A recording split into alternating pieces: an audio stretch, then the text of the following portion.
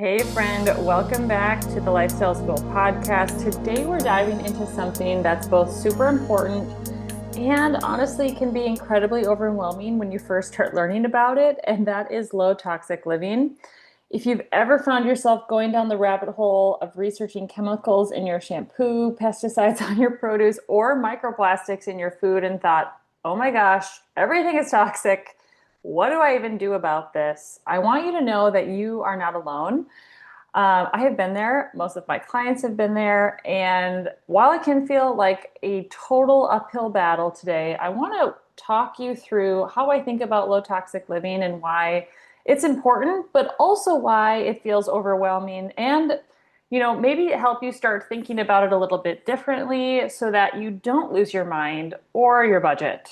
Um, Also, something that I wanted to say about this specific podcast episode, I don't know if this is a sign, but this is my third time trying to record this podcast.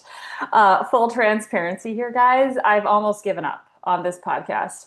I first recorded this podcast and later found out my microphone wasn't working. You could hear just like every couple seconds. And so I had to redo 4 podcasts. But then I went to go re-record this podcast again a different day. And for whatever reason, my software stopped recording like 5 seconds in. So I was literally talking to the air, talking to myself. But here we are, hopefully third time's the charm. So let's all just buckle our seatbelts and hope this actually works, because honestly, if it doesn't, I'm sorry, we're probably just gonna skip this and come back to it at a later date, because a girl only has so much patience. Okay, now before we get into it, as always, a quick disclaimer. I'm not a medical doctor. This podcast is for educational purposes only. It is not intended as medical advice. Always consult with your doctor or healthcare provider before making any major health changes. With that, guys, let's get into it. Let's just call things as they are. We are living in a toxic soup on many levels. We're exposed to things daily that our great-grandparents really never had to think about. Things like synthetic fragrances, flame retardants, pesticides, plastics, endocrine disrupting chemicals, and heavy metals. And that's just scratching the surface, right? Our air, our food, our water, our homes, it's all been altered in ways that put stress on the body. And for many of us, it can feel like, what do we even do about it? Right? And look, I want you to know your body is incredibly resilient. We are built to detoxify, thank goodness, right? But what we're facing today isn't just a drop in the bucket. It truly is a flood of toxins. And for many people, their detox systems are getting to the point where they're just overwhelmed. And what this makes me think of is a patient that we saw in clinic years ago when I worked with my dad, who's a functional medicine doctor. He came in just desperate for help, willing to do anything. This poor man was a business owner. His brain was shutting down. It just wasn't working. He could no longer work. He was so sick. He was having all sorts of neurological symptoms. He could no longer drive, and he had no idea what was going on with him. And one of the really great things about my dad's practice, his name is Dr. Joe. One thing that's really great about his practice is he is really detailed and in-depth. You go in and you do like a 2-hour history and examination where you get really into your health history, full physical examination. We try to leave no stone unturned, right? And we didn't figure it out right away, but what had triggered this happening to this poor man is his dog had gotten fleas or something along those lines. And his wife, being the good wife that she was, did what she knew to do, is she called the pest control, insect repellent people, whoever, whatever they're called. And they came and they sprayed his office, they sprayed his car, and they sprayed his home. with these, odorless chemicals that kill all these little bugs, but inevitably flooded his system with toxins that then led to this crazy neurodegenerative process in his body. I mean, this man literally thought he was dying, and I think the doctors, they just had, he had been to like all sorts of doctors, Mayo Clinic. They had no idea what to do with him. And we eventually figured out that this was the trigger that put this man over the edge. His detox pathways couldn't keep up with the flood of toxins that were like he was essentially immersed in every indoor space he went into. And it resulted in these crazy symptoms. And so thankfully, over the course of a couple of months, we worked on his detoxification pathways. We got him out of, these very toxic environments, and he got better. But this is something that I often say to my clients and was a big part of his process of getting better is if you have a sick fish in a dirty tank, you don't just medicate the fish, right? You have to clean the tank being our environment. And that's the reality that many of us are living in. We're trying to, quote, fix the fish with supplements, maybe protocols, medications, but we haven't addressed the triggers, which is the tank, the dirty tank, or the environment and the environmental, like, toxic load that we're living in. And so now, if you're nodding your head like, yes, Hope, I get it, but it's just so much. Guys, I want to speak to that next directly. And I just had a moment today where I was like, oh my word, what is even happening? I saw this clip on Instagram talking about a new study that just came out, talking about, it was a study that came out of France, talking about how these glass water bottles had more microplastics in them than the plastic water bottles. And you're like, wait, what? How is this even possible? The little lid is like little plastic lid on the glass water bottles are leaching plastic particles into the water. You're like, I can just never win, right? Um, that's a story for another day. Uh, I would say generally it is better to drink out of glass. I just want to be very clear. I'm not going to get into the details of that study. Long story short, the size of the plastic particles in the water matter because you have microplastics and then you have nanoplastics. And nanoplastics are smaller than microplastics. And the smaller the particle, the easier they are absorbed through the gut and then into the bloodstream and then potentially crossing the blood-brain barrier, which is, obviously really bad. And so what the study found is that the particles were bigger in the glass bottle, which, yeah, I don't know. Anyway, it was just really discouraging to hear that and be like, oh my gosh, like we can't win. Like, what do we even do? Right. And I think that's how many of us feel. Because once your eyes are open to just how toxic our environment can be, it's really hard to unsee it. And you start noticing everything. You read one article about parabens in lotion, and now suddenly you're looking at the labels that you have in your house, and you're like, oh my gosh, like I can't use any of this. I have to throw it all out, and this is all very expensive. Or you learn that microwaving plastic containers releases hormone disrupting chemicals, and now you're looking at your pantry like, oh my gosh, I don't have any Tupperware I can use that's safe, right? And you feel guilty about that expensive scented candle you just bought that you love, because you're like, okay, well, these synthetic fragrances are going to poison me and my family if I light this candle. And let's be honest, it's just a lot. Okay. And let's be real.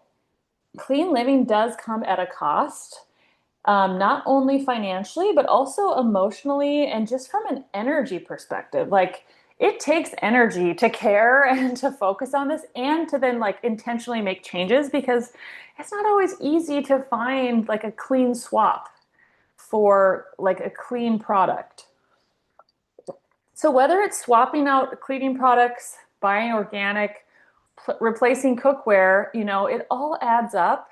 And when you've got kids, when you've got a budget, or even just a busy life, it can feel like it's just not possible. And this is a truth that I want you to hold on to because I think this is where your mindset will start to shift. You don't have to do it all, okay? Contrary to what you see on social media and there's a lot of alarmists on the internet, okay? And I really hope you don't feel like I'm one of them, because I have a big problem with that because it's like fear mongering. But I mean, there's like truth to it, but it's also like this alarmist, and it makes you feel like, oh my gosh, I better do all this or I'm going to die tomorrow of toxic, microplastic poisoning. Um, because that's what gets views on Instagram and engagement, right? But contrary to what you've been told, you don't have to do it all, and you definitely don't have to do it all at once. Maybe you're in like a big hole with your health, like you're very, very sick. You might have to do a lot at once. But I would say for the average person who's just trying to be healthy, build a healthy lifestyle, I would say you don't have to do it all, and you don't have to do it all at once. Don't put that pressure on yourself because just the stress of that is going to have a negative impact on your health, right? Perfection is not the goal here, progress is the goal. As with everything that we talk about at Lifestyle School, we're not aiming for a perfectly non-toxic life. While that would be amazing if we could, right? The reality is that doesn't exist, not unless maybe you're living off grid in a forest somewhere, like deep in Serbia. And even then, you'd probably still have like cell tower radiation. You might have chemtrails. So let's drop this all or nothing mindset when it comes to trying to be low tox and just give ourselves some space and breathing room to take it one day, one step at a time. Okay. That's honestly, if we could leave this conversation here, we could be done. But let's get into it a little bit more. So my approach is very simple. I think you should start small and you should start where you are, right? Pick one area of your life and make a better choice there. So for some people who are just getting started, that might be just like starting to buy some organic foods. It could look like Googling the Dirty Dozen. Just Google it. They'll give you a list of 12 of the most commonly sprayed fruits and vegetables. I should say, not commonly, heavily sprayed fruits and vegetables that are sprayed with like a bunch of pesticides and herbicides, and swapping those out for organic, right? And just doing those organic because it's going to be more budget friendly. That could be a really great place to start. Or maybe, you know, looking in your laundry room, one of the biggest things you could do is ditching synthetic fragrances in your laundry detergent, right? Or maybe candles, plug-in wall fresheners. Maybe that could be dryer sheets, maybe scent booster beads. Swap them out for things like wool dryer balls or essential oils, or maybe just don't use any at all. I don't personally. And open your windows as much as possible, right? Get fresh air in and call it a day. Maybe you've got a cupboard full of plastic Tupperware that you're just starting to realize is not ideal. Start right by replacing it slowly with glass or Pyrex containers, and, you know, maybe swing by a thrift store every once in a while or browse Facebook Marketplace for Pyrex or glass Tupperware, or you could even use the glass jars that you get your spaghetti sauce in or your pickles in and use those as Tupperware, right? If you're really trying to be thrifty, stop. Maybe if you're not ready to start swapping things when it comes to the plastic Tupperware, maybe just stop microwaving your plastic containers, right? Because even if they say that they're microwave safe, that label doesn't mean that it's safe for your hormones. Like, you are leaching plastic into your food anytime you microwave something in plastic. And then another really basic one, and there's layers to this one, I get it, but is getting a basic filter for your drinking water. It doesn't have to be something fancy to make a difference, right? I could do probably a whole podcast episode on water. I will just tell you off the bat, I think the best water system is reverse osmosis.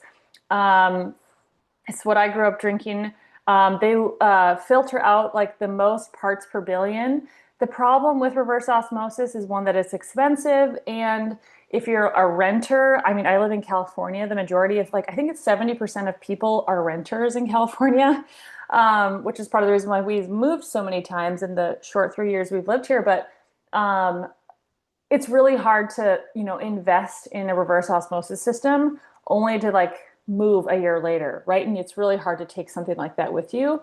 And if you have a small space, it does require space like under the sink, or if you have a basement, you could maybe like put it in the basement right under your kitchen sink.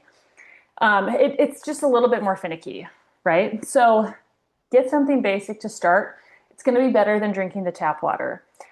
This is something really interesting that I think a lot of people don't realize, but I think is worth noting. Because a lot of people are like, oh, the tap water is great in my area. Like I actually hear a lot of people say that because we in our area get our water from Hetch Hetchy, which is a reserve out by in Yosemite. And I don't think that's the case. I don't know specifically about my water here specifically because I haven't tested our tap water, but there's been some really interesting studies that have come out about water around universities. And there's a number of different universities around here because so many of the women on these university campuses are on hormonal birth control pills. What happens is they are taking these pills, residue of these medications come out in their urine. They flush it down the toilet. It goes to the water treatment plant. They treat the water, but when they're treating the water, they're not taking out these medications. And so they find a really high residue of hormonal birth control, which is, I want to say like progesterone. I'm pulling this off, or like progestin off the top of my head. But this is going to cause huge issues for both women and men if you're getting, watered down birth control pills in your tap water. So water is something to pay attention to. Also, you don't want to be drinking it out of plastic water bottles because especially if those ever spend any time in the sun and get hot, you are definitely getting microplastics in your water and you're drinking them. And that's going to cause a variety of different health issues. Not to overwhelm you, but those are some fun facts. But I want to be clear, kind of going back to these swaps. None of these swaps require like a complete overhaul of your life or your kitchen or anything, right? They like you could keep these very simple. You don't need to throw away everything today. Just replace things as they run out or one by one as you have the budget to do that. And really, that's what I have done. And that's what most of my clients do. My family, full transparency, we are really into budgeting. My husband, we got married his second year of medical school. We had our first baby a year later in his third year of medical school. And we've been on a really tight budget for a long time. And now, thank God, my husband is done with medical training and his residencies and fellowships.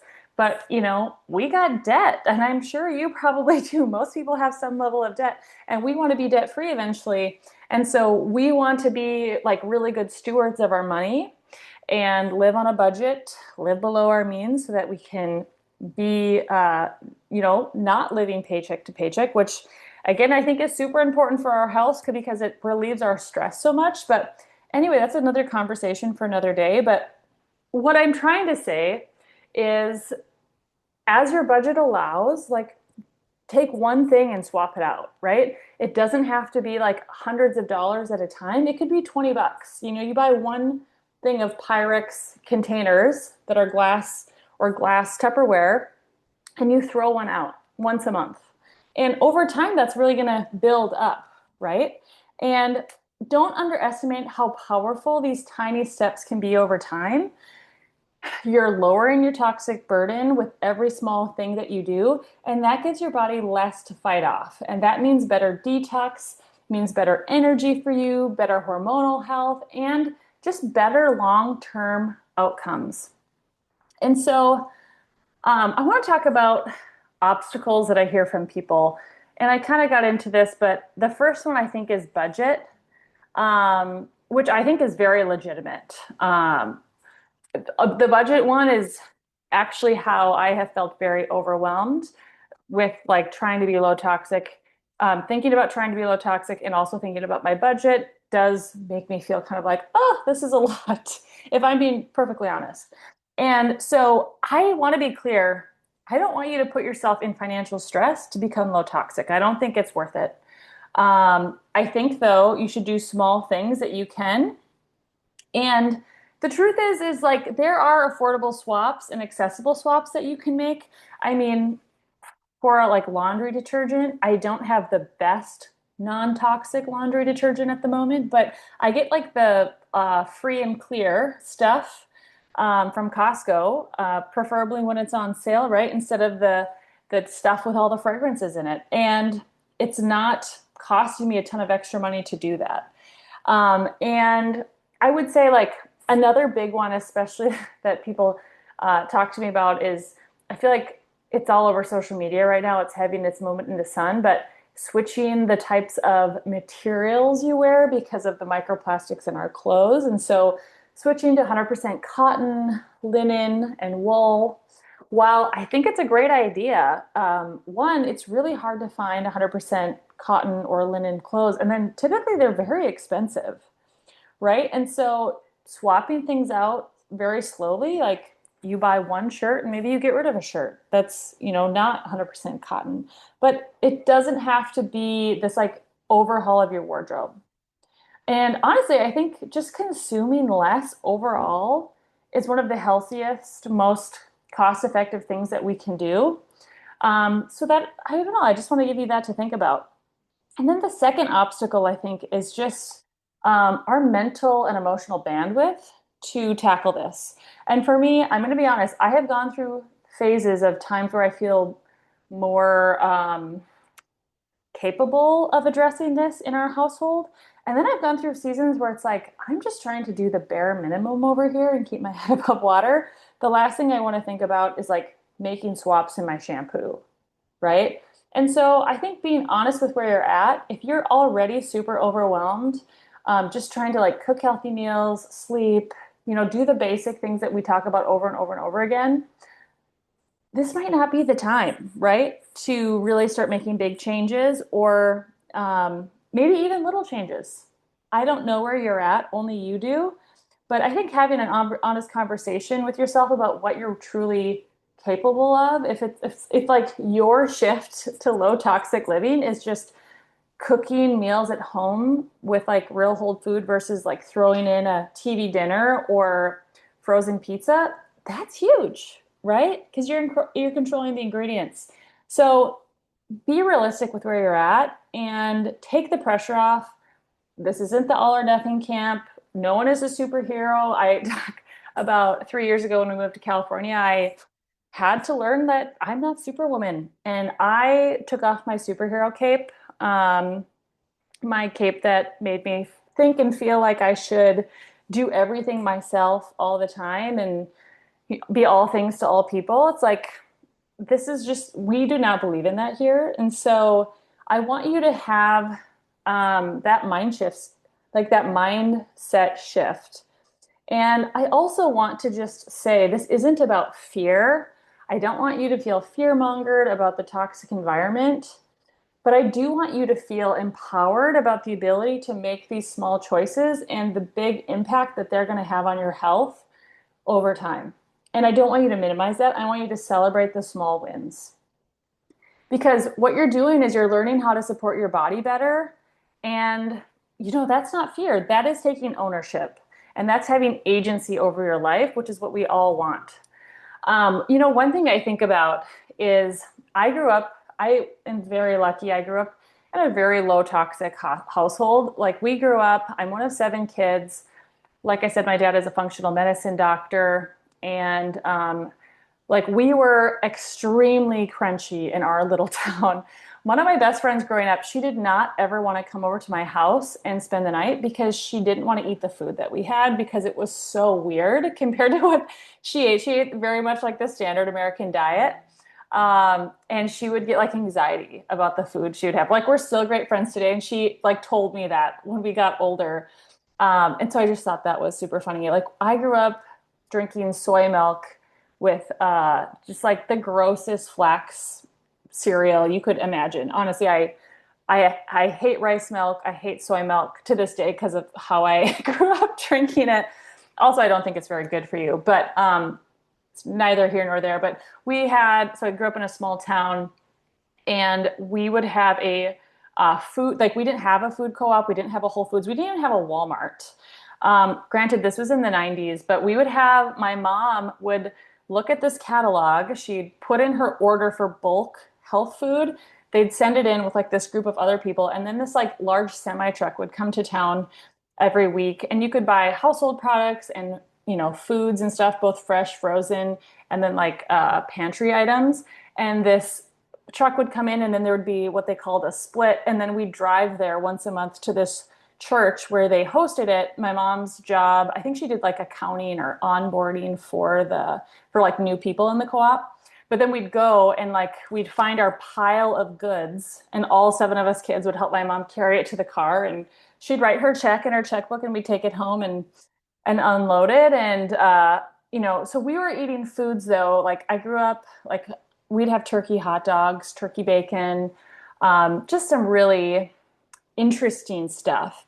And like even our household products, the lotion or even shampoo and conditioner, like didn't look or smell like anything I would see at other people's houses. It would be like this ugly brown color because, they're not adding stuff to make it look pretty, or like the texture would be just different. And so I was really blessed to grow up in a very low toxic household.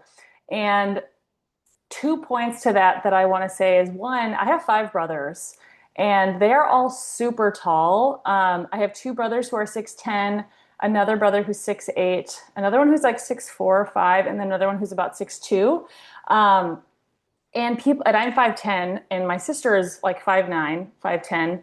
And people are always like, how did you guys get so tall? Your parents aren't that tall. My dad is like 6'2" or 6'3". My mom's like 5'7", 5'8", maybe. And I would always joke like that they gave us Miracle Grow, but truly I believe the good, nutritious food that we ate growing up is a big part of that. And, not being exposed to a bunch of chemicals and stuff, I think it's part of it.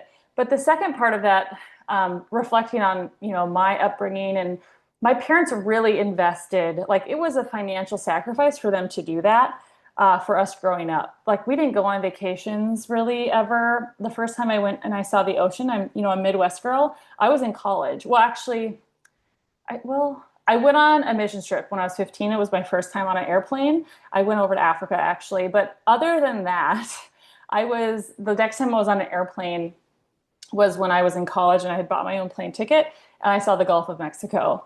Or I guess maybe we're calling it the Gulf of America these days. Who knows? But